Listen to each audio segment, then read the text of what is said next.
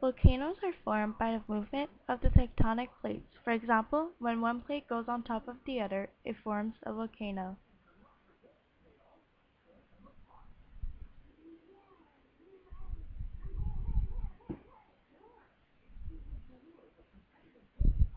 What if they were wrong? Here is the real story of how volcanoes were formed. Once upon a time, there was a little angel named Dylan. He was the nicest angel in heaven. Everyone loved him.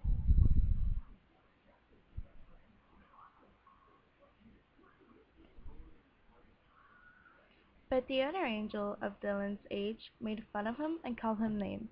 One day he got tired of being called Saint Dylan, so he made a plan that nobody would have thought of. At night he stole the key of the great god and went into the boss's fridge to steal the amazing fruit of his world.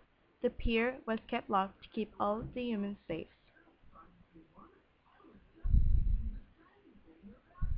But Dylan didn't know by eating that pear it would make him live forever. The village saw that he had changed and all blamed him for stealing the pear.